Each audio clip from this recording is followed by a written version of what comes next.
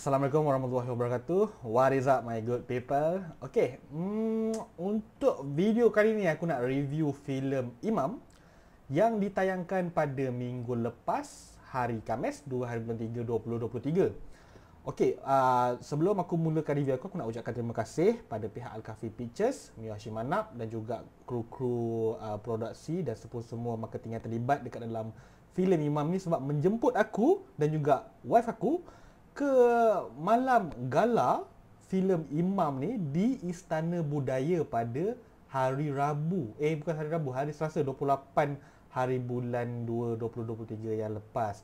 So, ia sebuah orang kata apa macam pengalaman yang sangat menarik lah bila menonton sebuah filem bersama dengan beberapa orang cendekiawan-cendekiawan dan juga sastrawan-sastrawan negara di Istana Budaya, tempat di mana orang bersastra dan berkarya dan berteater.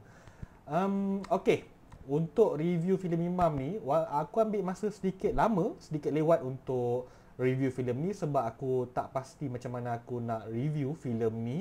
Dan ada jugalah beberapa bukanlah masalah tapi macam aku bercuti sekejap apa semua, so agak lama jugalah tak buat review kan. Tapi aku dah buat review filem Imam ni secara bertulis di Facebook page aku dan juga ada juga dekat website aku. Website aku tak sure, aku akan up dekat website aku nanti, website hadiabdulhamid.com. Dekat Facebook page aku, korang boleh search Facebook page Hadi Abdul Hamid. Dan dekat IG pun ada, IG ada ID HDABD HND underscore. Korang boleh tengok review secara ringkas dekat IG, dah ada rating aku kat situ. Okay, basically aku punya review yang dalam video ni pun akan ada sedikit reflect dengan review aku dekat secara writing dekat Facebook, dekat website jugalah. So, sebelum kita pergi ke review, sedikit sinopsis tentang filem Imam ni. Okay, aku rasa ramai dah tahu kot, filem Imam ni dia adalah merupakan adaptasi daripada novel karya sastrawan negara Dato' Abdullah Hussein pada tahun 1965. Buku ni diterbitkan. Dan latar belakang filem ni, latar belakang cerita Imam ni adalah pada tahun 1983, di mana aku bacakan mengangkat kisah tentang seorang imam, Haji Mihat, lakonan M. Nasir, yang ingin membawa pembaharuan terhadap kampungnya, iaitu Kampung Anggrek Desa. Pembaharuan yang dibawakan ini mendapat tentangan dari orang-orang lama dan juga sepupunya sendiri, iaitu Haji Samsuri, lakonan Faizal Husin, yang turut nak menjadi imam di kampung tersebut. So, pelbagai konflik timbul sehingga menyebabkan penglibatan orang-orang agama dan pihak-pihak yang berkuasa. Okey, dalam filem ni dia terdapat elemen keagamaan. Of course dia ada terdapat elemen keagamaan, agama Islam, tetapi elemen agama Islam tu menjadi latar belakang ataupun background je untuk filem ni, dan ia lebih nak highlight pada tentang kepimpinan dan juga sifat dengki pada orang-orang tertentu dan macam mana skeptikaliti seseorang terhadap hiburan ataupun terhadap perkara-perkara tertentu yang dilihat macam bagi diorang macam bercanggah pada pemahaman diorang. Contohnya lah macam pada Haji Abdul Rahman, lakonan Rahim Razali, bekas imam dekat kampung tu, dan juga Faizal Husin sebagai Haji Samsuri, sepupu kepada Haji Mihat M. Nasir ni. Kita pernah nampak lah, memang dekat real life kita pun memang ada isu macam ni, bila masjid tu menjadi satu tempat hanya untuk orang beribadat saja. So, ini apa yang Haji Rahman dengan Haji Samsuri nak lakukan. Pergi masjid, beribadah saja. Tak boleh nak buat apa-apa lagi. Baca Al-Quran ke apa, semua tu je dia punya point untuk buat masjid. Tapi Haji Mihat, dia yang belajar di luar negara, dia belajar kitab-kitab agama.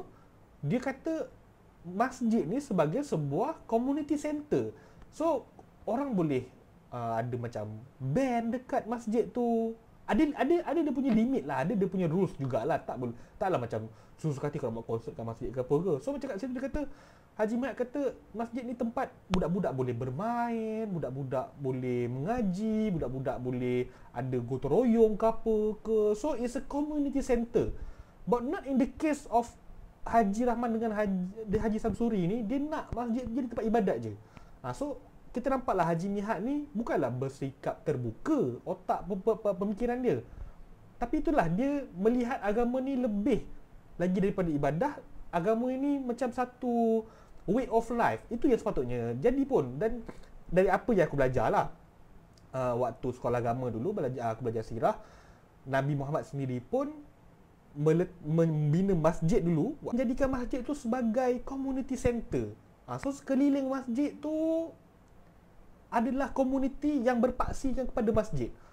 Jadi tapi bila dapat kat kita pergi ke sini berkenaan lama, masjid tu hanya dihadkan sebagai tempat ibadah saja. Orang bila nak buat majlis ke apa ke, nak buat menyanyi-nyanyi ke, tak dibenarkan.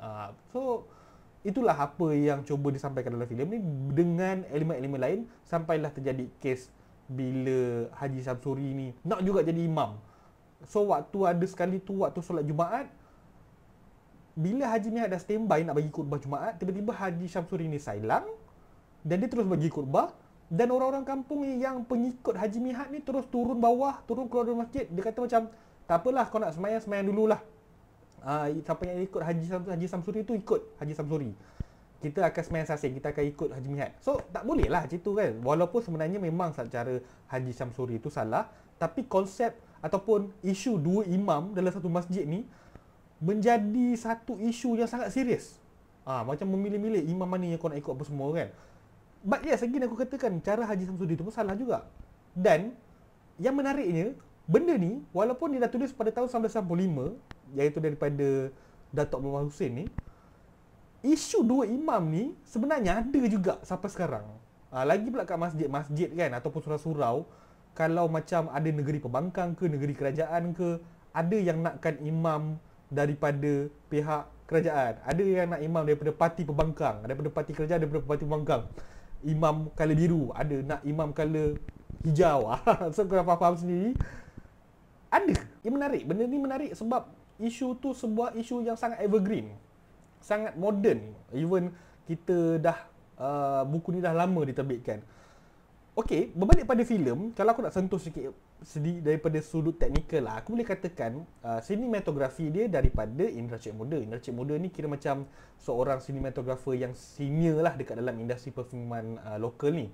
Dan aku boleh nampakkan, aku boleh kata daripada segi visual ni dia lulus cukup makan, sebab visual ni cantik, dan aku paling suka sekali visual dekat hujung tu waktu ada benda tu spoiler, aku tak nak bagi tahu. Ada visual dekat waktu hujung tu yang macam penuh maksud, yang tersirat dan juga yang tersurat. Dan memang benda tu cantik diletakkan kat dalam filem ni. Tapi ada permasalahan sikit lah daripada segi sound, daripada segi runut bunyi dia, daripada music score dia. So ada beberapa isu-isu juga, isu-isu teknikal juga dalam filem ni yang sedikit mengganggu penonton aku. Jadi macam mana pula dengan cerita? Macam mana pula dengan plot penceritaan? Bagi aku, ini pun ada satu permasalahan juga, sebab bila kau nak adapt sebuah filem dari sebuah novel yang hebat, memang susah. Even kau nak adapt daripada mana-mana novel pun menjadi skrip filem, memang merupakan satu perkara yang sangat-sangat susah. So dekat sini aku nampak filem Imam ni tak betul-betul adapt daripada novel dan membuatkan kita rasa macam, aku sendiri yang menonton rasa macam tak puas. Dia banyak benda yang dia nak masukkan, elemen-elemen yang dia nak masukkan, dan juga cerita-cerita yang dia nak masukkan, tapi pacing dia tu agak berterabur, tak tersusun sangat. Dan sampai dekat penghujung, kita tengok macam dia nak masukkan mula-mula pasal elemen imam, dan lepas tu tiba-tiba ada pasal emas dekat masjid, dan dia sampai isu tanah digali lah apalah, sampai menyebabkan struktur masjid tu terganggu. So banyak benda-benda macam itu. Ini dikait pula dengan ada backstory Haji Mihad, iaitu backstory Haji Mihad dengan isteri kepada Haji Samsuri, iaitu Rubiah, lakonan Wanina Imran. Benda-benda macam itu dia susun, dia macam tak berapa nak cantik sangat lah bagi aku. Sorry to say lah, dia memang benda tu mengganggu sikit. Dan ada beberapa bab baik dialog yang kita nampak akan macam lebih sesuai kalau dialog-dialog ni digunakan di dalam novel dan juga di dalam teater, tapi tak berapa sesuai digunakan dalam filem sebab dia terasa sedikit preachy. Maksudnya dia terasa macam berjela-jela sedikit. Tapi mesti ada mesej-mesej yang nak disampaikan daripada dialog-dialog tu yang mungkin boleh diambil secara positif oleh penonton.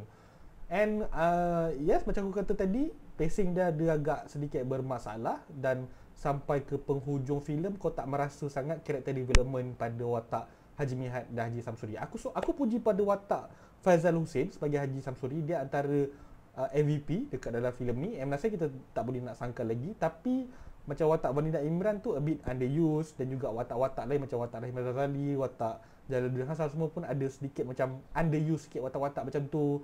So agak mengganggu sikit lah bila karakter development dan juga pacing plot dalam filem ni macam tak tersusun secara cantik.